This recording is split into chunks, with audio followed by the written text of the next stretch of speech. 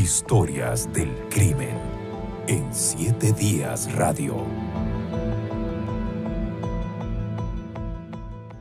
¿Ya venía de algún banco de hacer algún retiro en efectivo?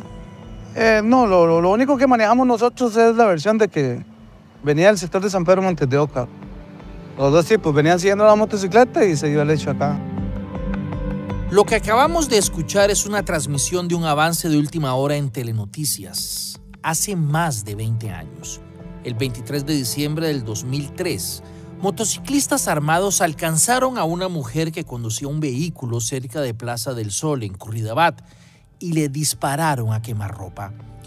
La víctima mortal de ese ataque fue Ivania Mora, una periodista especializada en finanzas y negocios que en ese momento dirigía una revista. El caso generó estupor e indignación a nivel nacional.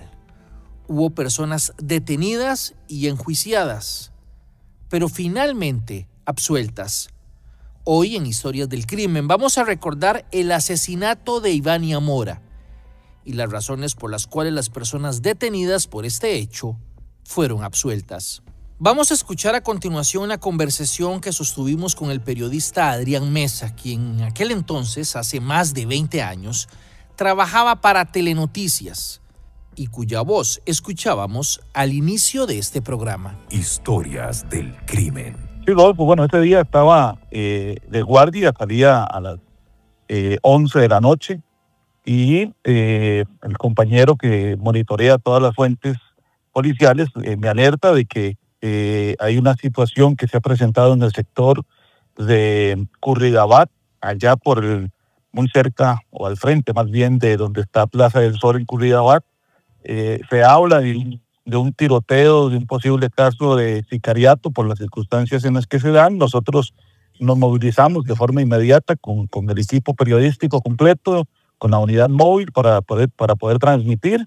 Y al llegar, o más bien cuando vamos de camino, ya se nos dice quién es la víctima, que era la periodista Ivania Mora. Nos damos cuenta, ¿por qué? Porque era muy cercana a una compañera de nosotros, obviamente. Nos damos cuenta inmediatamente de quién es la persona y al llegar confirmamos ya la identidad de la víctima. Cuando llegamos nos encontramos un caos vial. Imagínese usted un 23 de diciembre a eso de las 9 de la noche en el sector de Curridabat, la cantidad de carros que venían de los diferentes comercios capitalinos y de esa zona tenían ya colapsada la vida. Cuando ella va pasando, la víctima va pasando por ese sector, la interceptan 2 hombres y le disparan desde una motocicleta, huyen. Ella queda con vida durante unos minutos. Nosotros llegamos a la escena y está todo el equipo de paramédicos atendiendo a la víctima. Inmediatamente nosotros empezamos ya a pedir interrumpir la programación, que en ese momento estaba el programa El Chinamo al aire. Yo recabo alguna información, que es la voz que se escucha ahora al inicio del programa. Soy yo haciéndole entrevistas a funcionarios de Fuerza Pública y también de la Cruz Roja, en donde no se manejaba mayor información de lo que había sucedido. Pero sí, yo lo recuerdo perfectamente por el impacto que esto tuvo. Una mujer, madre, la noche antes de Nochebuena, el impacto fue terrible. Yo recuerdo que cuando yo regreso a la redacción de Telenoticias, y ya se sabía a ciencia cierta que la víctima había fallecido. Bueno, eso era tétrico, ¿verdad? Todo el mundo, aquellas caras, nadie podía creer de lo que había sucedido, ni el por qué le habían disparado de esa forma tan cobarde a una mujer que se dirigía hacia su casa.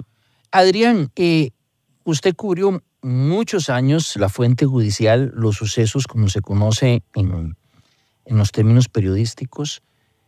En ese entonces sí había asesinatos de ese tipo, pero no era tan común como ahora. Quiero decir, no solo el hecho de que fuera una mujer, de que fuera una periodista, sino el simple hecho de que llegaran motociclistas a disparar a una persona, que es algo hoy muy común, lamentablemente. En ese entonces se daban casos, pero de manera esporádica, y eso posiblemente también generó más asombro. Totalmente, Rodolfo. Hace 20 años un asalto a una pulpería era noticia.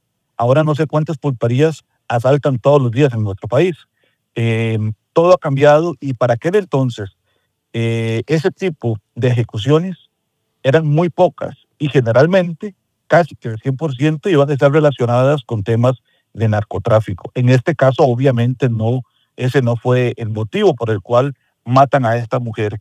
Pero entonces no solamente se junta el hecho de la forma como la ejecutan, sino también que es una mujer, que para ese tipo de ejecuciones prácticamente que eran solo hombres los que morían así. También recuerdo esporádicamente que habían matado a una mujer allá por el sector de Cinco Esquinas, de Tibás, en un bar también, pero también fue algo relacionado con narcotráfico cerca de esa fecha.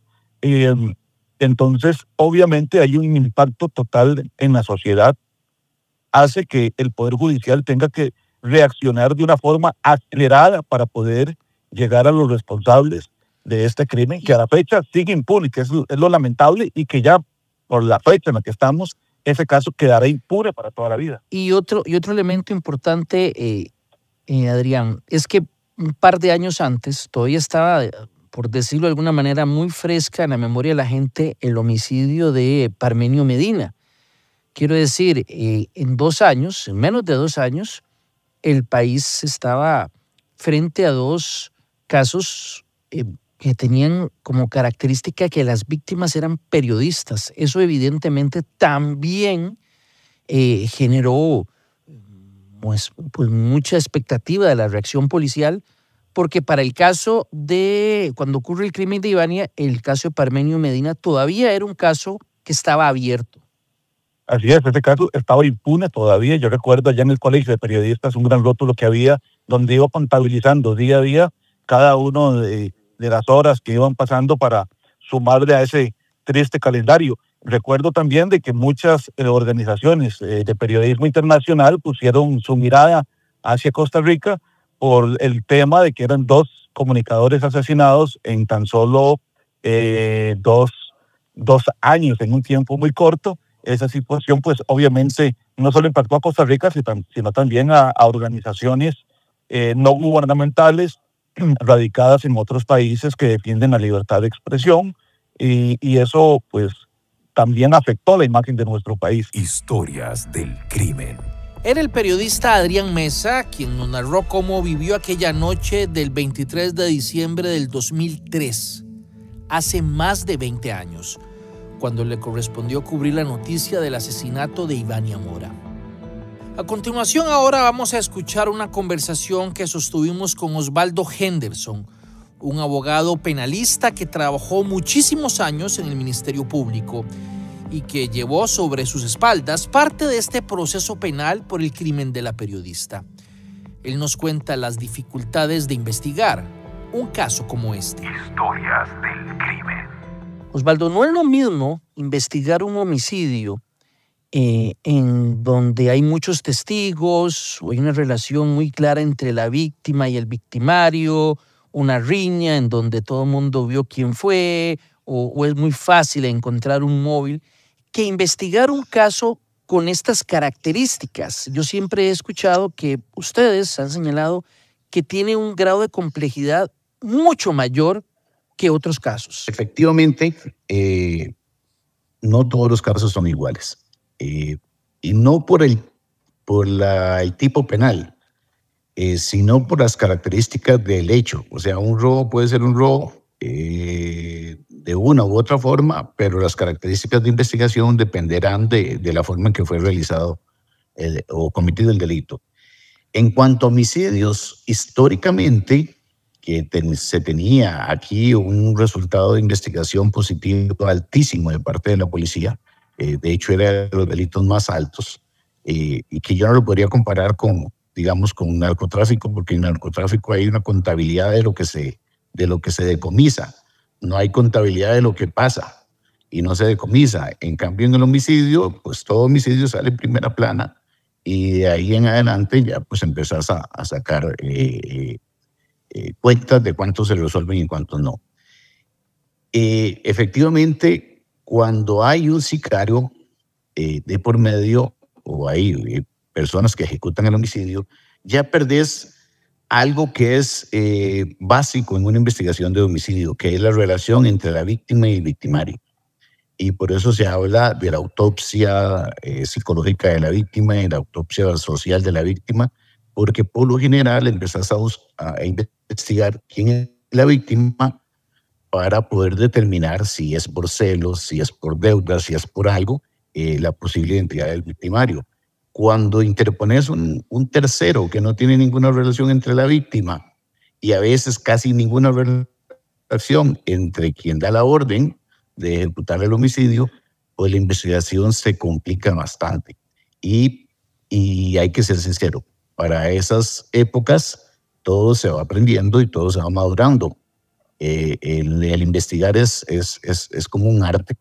Tiene que realizarlo personas que sepan, que se preparen diariamente y además que les guste investigar, porque entonces se plantean nuevos retos. Y para el 2003, pues ese fue un caso que a mí me parece muy, muy bueno, de investigación de parte de la policía, dirigido por la Fiscalía, pero me parece como investigación, una investigación que fue muy buena, que se contó con elementos que dirigieron la investigación desde un inicio. Pues sí, horas después de que Iman a Ivania en Curridabat, ya se estaba recibiendo una llamada del extranjero que daba por lo menos una luz de por dónde podía venir. Sin embargo, iniciada una investigación, vos no puedes casarte con la primera hipótesis que hay, ¿verdad? Hay que ir descartando una por una. Investigar un homicidio contra un periodista debe ser muy difícil también porque normalmente los periodistas, a partir de su trabajo, puede haber mucha gente también que genere líneas de investigación. No sé si soy claro en el punto. Una serie de investigaciones elaboradas por un periodista pueden ser a su vez cada investigación una línea de investigación para la policía. Por eso me parece a mí que en principio el caso, ahora que lo citaron, el de Parmenio, por el programa que él tenía, tendía a ser un caso más complejo aún porque había mucho más líneas de investigación. Pero, insisto, siempre el hecho de no solo las posibles líneas de investigación, sino también la forma en que se ejecuta, el sicariato es, digámoslo así, no sé, la forma más cobarde de si pudiéramos utilizar el término, de ejecutar un homicidio, porque no da ninguna posibilidad de defensa, porque está previamente planeado, porque se hace desde motocicletas, se cubren los rostros con cascos, se utilizan armas que están por fuera del mercado, no son armas que están registradas en el Ministerio de Seguridad Pública, en fin, motocicletas que no tienen matrícula y un montón de características que desde su planeación es un reto para la policía y para la Fiscalía lograr la captura de los participantes. Historias del crimen. Poco después de ocurrido el crimen, las autoridades detuvieron a un hombre como sospechoso de ser el autor intelectual, o sea, de ordenar el asesinato. Lo detuvieron cuando él se preparaba para salir del país. Meses después se detuvo también a 5 personas como intermediarios y como autores materiales del crimen. Osvaldo Henderson se refiere a esta parte del proceso. Historias del crimen. La tesis que se manejaba por parte del Ministerio Público y con el apoyo del OIJ en la pesquisa, era que había una persona que había contratado a otros para que a su vez cometieran el crimen. Esa era la tesis que se manejaba, o la hipótesis con la que se llegó al juicio. Exacto. Se planteó una teoría del caso basada en la participación de varias personas, de una persona interesada en el resultado de muerte de doña Ivania, una persona de confianza de él, que fue quien se encargó de buscar los ejecutores, los 2 ejecutores y 2 que ayudaron a planear, buscando motocicleta, arma, etcétera, y escondiendo la motocicleta después del hecho. En fin, esa fue la postura que que se reforzaba en testimonios y que esos testimonios encontraban fundamento en la prueba material que muy eficientemente para esas épocas que no tenían muchos años de generar investigación, la Oficina de Planes y Operaciones del OIJ hizo un excelente trabajo de ligar un dicho de una persona en un momento específico, por ejemplo, con el contacto por celular. Y no solo el contacto entre A y B, sino el lugar donde se encontraba A y el lugar donde se encontraba B. Y eso genera mucha confianza cuando logras decomisar la motocicleta, logras dar con el lugar donde se compró el arma y otros muchos detalles que tiene la investigación que fue bien compleja, pues nosotros asumíamos que estábamos exponiendo al tribunal un caso con suficiente fundamento probatorio para demostrar los hechos que se estaban acusando. Bien, el caso fue a juicio y en noviembre del 2006 los acusados fueron absueltos. Vamos a escuchar a continuación un extracto del momento en donde el tribunal da a conocer la sentencia. Escuchemos. Se declara con lugar las actividades procesales defectuosas interpuestas por la defensa reservadas para sentencia y en consecuencia se absuelve de toda pena y responsabilidad.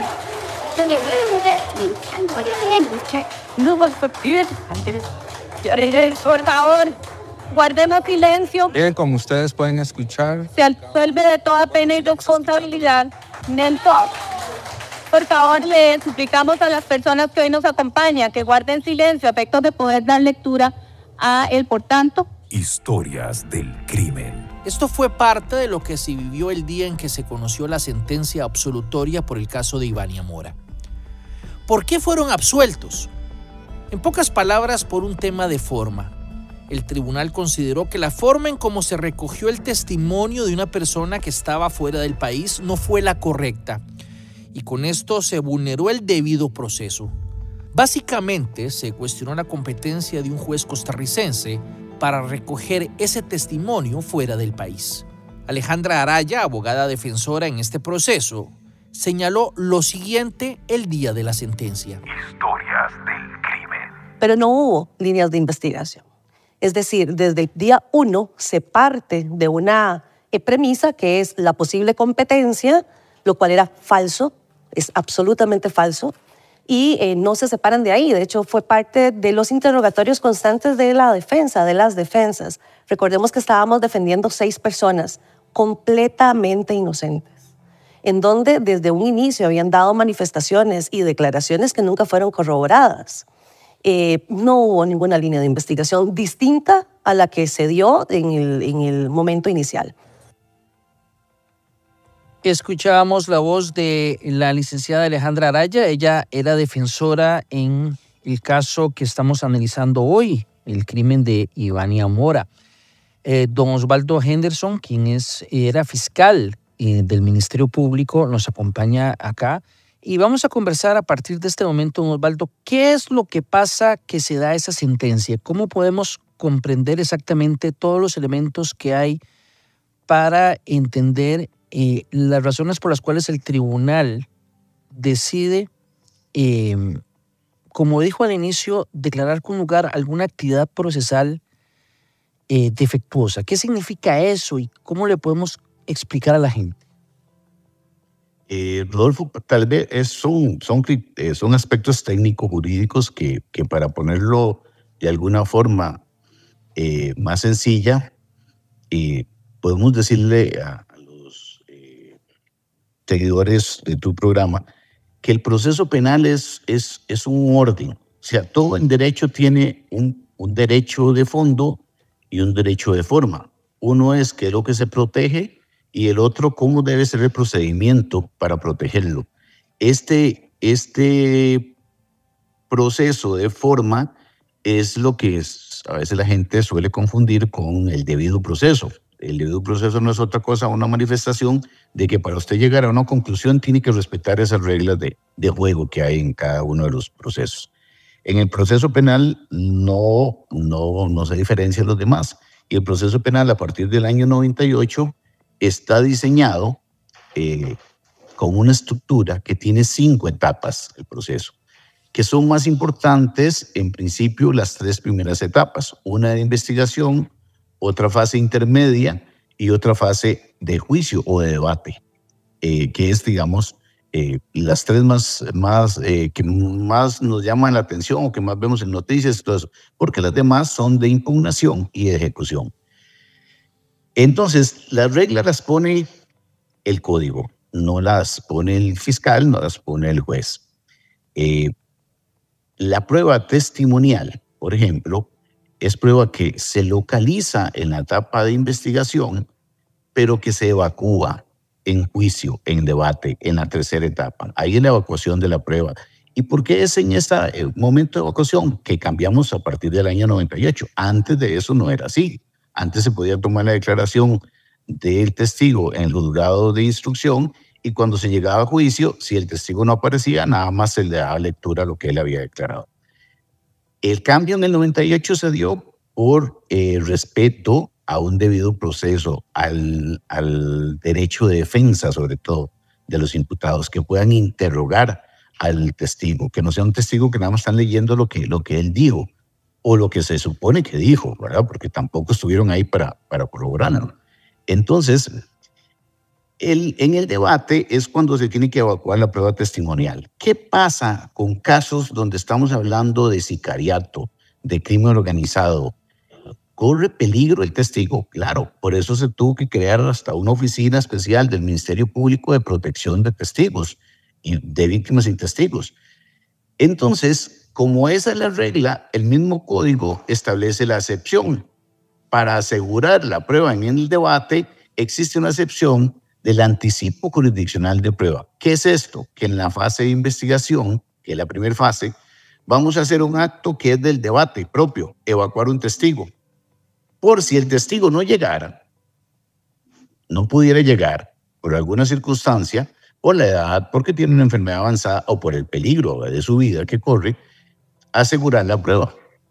Y eso fue lo que se hizo en este proceso, en 2 ocasiones con 2 testigos distintos, cada uno en un momento, en el mismo momento procesal de investigación, pero en momentos distintos de la investigación conforme avanzado. Uno de esos testigos, entiendo, estaba fuera del país. Los 2 estaban fuera del país. Los 2 estaban fuera del país. El primero de ellos, cuando la policía lo logra localizar, le habla de la investigación, él dice, yo voy a Costa Rica a declarar si ustedes me aseguran que la policía me protege totalmente, desde que llego hasta que salgo. Y así se coordinó con el juzgado, se le explicó al juez cuáles eran las circunstancias y el miedo que tenía, y en esas condiciones se trajo al país, quedó en custodia de la policía, ni siquiera la fiscalía sabía en qué lugar estaba. A la hora que señaló el juez, se hizo el anticipo de prueba y después de eso se sacó del país. O sea, el anticipo es que la persona dé su declaración en ese momento como si fuera en el juicio, solo que se hace antes. Por eso es un acto que tiene que hacerlo el juez, no es el fiscal el que lo hace. El fiscal se lo pide al juez y el juez determina la forma, la hora, el lugar en que se hace. Eso es un acto jurisdiccional al cual el fiscal no tiene nivel de influencia de decir, no, así no se hace, hagámoslo así, o no lo hagamos de esta manera, o este día hagámoslo. Eso es un acto jurisdiccional. ¿Por qué? Porque en debate lo hace el juez también. Entonces, la idea es homologar la figura procesal, que es el garante del proceso, el que lo haga. Y en ese entendido, él ordenó bajo tales circunstancias, se trajo el testigo, se le recibió declaración, y con eso se logró la captura de otra parte del grupo acusado. ¿Qué pasa con eso? Bueno, se mantiene la declaración ahí en el expediente y eso también se hizo con el segundo testigo. Lo que pasa es que el segundo testigo, cuando se localiza, él dice que no viene a Costa Rica. Que él está seguro que si viene a Costa Rica, su vida correría peligro, que ni siquiera custodiado por la policía. Y entonces, ahí lo que hacemos es revisar la normativa vigente y el artículo 209 del Código Procesal Penal, que nunca se había puesto en funcionamiento, porque un código de 4 años y algo es relativamente nuevo, de 5 años. No todos los institutos que contienen el código se han puesto, y entonces a veces a los jueces o a los funcionarios les da miedo improvisar hacer efectivo el contenido de una norma que es nueva, que antes no existía. El 209 es sobre prueba en el extranjero y le dice a usted cómo se debe hacer la prueba en el extranjero. Y basado en eso se le pidió el anticipo al juez y el juez determinó, conforme al 209, cómo se debía hacer la prueba. Nosotros, visualizando que tal vez algún juez nos iba a decir, no, mire, es que el hecho de que el juez fuera al extranjero, eso no tiene validez o algo así. Lo que hicimos fue pedirle al cónsul de Costa Rica en Colombia que estuviera presente en la diligencia, porque antes del año 98, lo que se utilizaba para evacuar prueba en el extranjero, de testimonios específicamente, era el Código de Bustamante, que es un tratado de derecho privado. No tiene nada que ver con materia criminal, pero supletoriamente se aplicó en materia criminal. Y entonces así se había hecho, por ejemplo, en el caso de un triple homicidio en la mesa Paicao del Hotel Presidente, del casino del Hotel Presidente, años atrás. Ese había sido con la legislación anterior, lo hicimos así y todo salió bien. Pero claro, yo ya sabía, o sabíamos que no iba a salir bien con solo el cónsul, porque entonces interrumpís o quebrantás derechos de inmediación de la prueba, de derecho de defensa de material, de defensa técnica, etc. Los principios que están a partir del 98 se habían vulnerados si lo hacíamos de esa manera. O sea, alguien de aquí se fue para Colombia a hacer esa diligencia. Un juez, un fiscal, 2 defensores públicos, y se hizo allá con videoconferencia hacia Costa Rica, donde estaba el imputado con su defendido, con su defensor, todas las posibilidades trataron de ser visualizadas para cubrirlos y que no hubiera ninguna violación al derecho de defensa. O sea, el juez va allá y hace toda la diligencia allá, como si estuviera aquí, solo que lo está haciendo en Colombia, con los abogados defensores públicos también allí, y para que alguien que estuviera investigado en el proceso también pudiera escuchar lo que estaba diciendo esa persona, se transmitió por videoconferencia. Por videoconferencia, que era algo que se estaba implementando en esas épocas, ¿verdad? Estamos hablando de investigaciones del 2005, hace 15 años.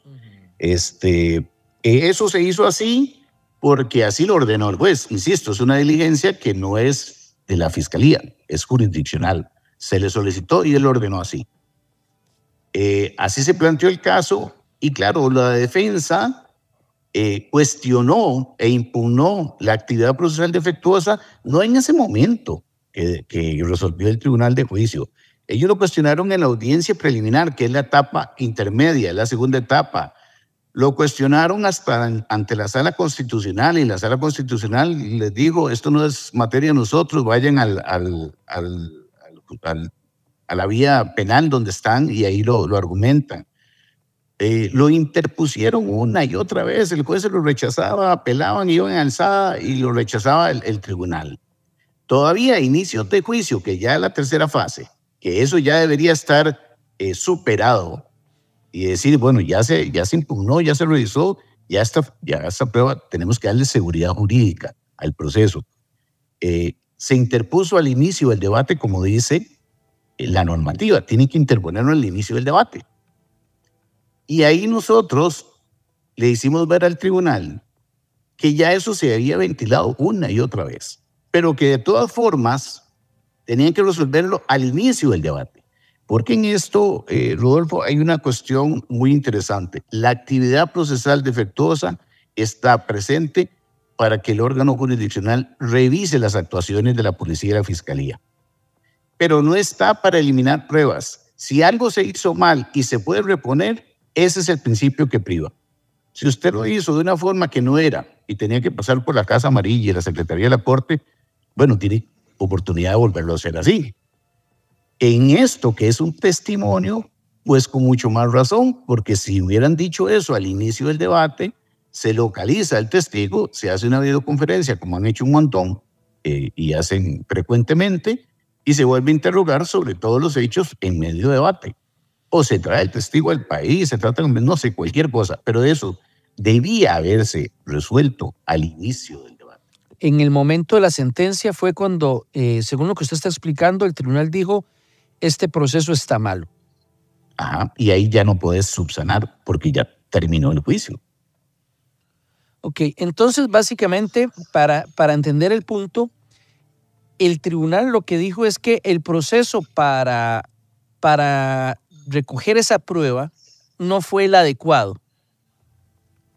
Exacto, el tribunal lo que dijo es, el juez que fue a Colombia no tiene competencia para hacer esa actividad que hizo en Colombia. Okay. Palabras más, palabras menos, pero ese es el extracto de eso. Eso no tenían que esperar todo el juicio para saber si podía o no. Eso es cuestión de derecho. Eso lo tenían que haber sabido desde el primer día que entramos a juicio, cuando interpusieron las actividades procesales defectuosas, porque no fue algo que surgió del debate. Eso se había hecho años atrás. Vamos a escuchar a continuación un extracto de una entrevista que dio el entonces fiscal general de la República, Francisco Alanés, en Telenoticias, creo que un día después de darse a conocer la sentencia. Escuchemos un extracto de lo que plantea el fiscal general. Si usted lo que quiere es un ministerio público que cuando lleve el asunto a juicio esté resuelto, eso es imposible. El tribunal anuló la prueba sobre la cual estaba el andamiaje probatorio. ¿Esto cómo se podría evitar? Ya había sido sometido al criterio de los jueces de garantías durante la etapa de investigación, fue sometido al criterio del juez de la etapa intermedia y todavía los jueces de juicio recibieron la misma impugnación y se esperaron 6 meses para declararla con lugar. Cuando la pudieron declarar con lugar el primer día y nos ahorramos un juicio de 6 meses con muchos colores que se han gastado y que los tiene que pagar el pueblo. Lo que va a pasar en el juicio no se puede establecer. Si solo con una bola de cristal usted le está exigiendo al Ministerio Público llegar al juicio con la certeza de la condena, eso no se lo puede dar ni el juez de la etapa intermedia, que es el que decide si el asunto va a juicio o no. Bueno, básicamente ahí don Francisco Alanés, en fiscal general en ese entonces, está planteando lo que usted acaba de explicar, que la prueba o mucho de la prueba estaba sustentada en eso y que durante todo el proceso había recibido, por decirlo así en términos coloquiales, el visto bueno de quien revisa ese proceso, pero es en la última fase del juicio en donde se resuelve que estaba mal. ¿Es así? Exacto. Y insisto, la subsanación de defectos procesales es parte del código. ¿Eso qué quiere decir? Que la idea no es quitar prueba, es subsanar la forma en que se obtiene. Y eso se pudo haber hecho si al inicio del debate ese tribunal hubiera hecho lo mismo que hizo al final. Decir que el juez de la etapa preparatoria no era competente para ir a Colombia y recibir una declaración. Sobre todo, es que interesante porque y parte de lo que dice la sentencia es que era de aplicación el Código de Bustamante. Y claro que no era de aplicación el Código de Bustamante porque es un tratado de derecho privado. Un tratado de derecho privado que además el testigo estaba en Colombia y ya Colombia había dejado negociaciones de ese tratado desde que se formó, no sé, como en el año 64. Yo no me acuerdo ni qué edad. O sea, ¿cómo vamos a hacer que un cónsul entreviste al testigo y que la defensa no pueda interrogar, que el imputado no pueda interrogar o decirle al defensor, pregúntele tal cosa porque ese testigo está mintiendo, eso no es cierto, o lo que sea? Que no tenga un juez de la República en mediación con lo que está diciendo el testigo. O sea, eso era un quebranto total del proceso penal y esa fue la conclusión que dio el tribunal. Entonces nosotros en la impugnación ante casación le dijimos, bueno, no nos parece, porque además nosotros se lo pedimos a un juez, como dice la ley, y el juez lo ordenó así. Y entonces nos están achacando como si el problema fuera de la fiscalía, que es lo mismo que hacía doña Pilar en esta entrevista con don Francisco. Si él lo ordenó así, pues así se hizo. Pero de todas formas, también estuvo presente la cónsul, que es la forma en que dice el Código de Bustamante, y hizo su escritura pública y se remitió por todas las oficinas oficiales para que llegara al expediente. Entonces, se expone de una u otra forma. La idea era tratar de que la prueba subsistiera, pero en fin, el resultado a última hora, cuando van a leer el por tanto, ya deja la fiscalía manos arriba. El último audio que tenemos, que es también de la defensora de imputados en este caso, que al final fueron absueltos. Escuchemos. Yo le dije al Ministerio Público que pagábamos el tiquete, que traíamos a los testigos, que los entrevistáramos donde quisieran y se sintieran seguros, porque yo quería demostrar que lo que ellos decían era falso y quizá no solamente falso, sino inspirado por alguna motivación bastante espuria. Sin embargo, no fue acogida la solicitud que hiciera yo a los representantes del Ministerio Público. Yo les pagaba el tiquete, el hotel, lo que quisieran, con tal de que vinieran a declarar, para poder aclarar esto, porque yo pedí una absolutoria y mi proceso siempre fue en busca de una certeza de inocencia, no de un indubio como finalmente pues, se nos otorgó. Vamos a ver, era la abogada Alejandra Araya, abogada defensora en este proceso. Para ir resumiendo, porque nos quedan unos minutos nada más, la absolutoria se da, las personas que fueron llevadas a juicio fueron absueltas, ya sea por la forma o por el fondo. La absolutoria aplica completamente para los que eran acusados en ese entonces. Pues sí, Rodolfo, efectivamente. Bueno, antes de eso, porque no puedo pasar de desapercibido esas aseveraciones de mi estimada colega Alejandra, a quien aprecio mucho, pero yo no recuerdo haber recibido ningún ofrecimiento de ese tipo, y además no hacía falta porque teníamos los recursos para traer los testigos. Fue por las circunstancias que pedí. Pero es cierto varias cosas. Una persona es inocente, según nuestra constitución política, hasta que una sentencia en firme diga lo contrario. Por ende, ellos son inocentes, tal y como lo afirma Alejandra, porque no hay ninguna sentencia en firme que determine lo contrario. Don Osvaldo, le agradezco muchísimo que nos acompañara aquí en 7 Días Radio para analizar desde el punto de vista técnico-jurídico una sentencia que da absolutoria y también algunos elementos que creo que son importantes para que todos comprendamos el tema de los procesos penales. De verdad, muy, muy amable, don Osvaldo, por estar con nosotros acá. A la orden, Rodolfo, aquí siempre tratando de recordar un poquito la historia de este país en ese aspecto. Historias del crimen. Terminamos así este programa de Historias del Crimen. Si Dios lo permite, los esperamos en una nueva entrega. Historias del crimen en 7 Días Radio.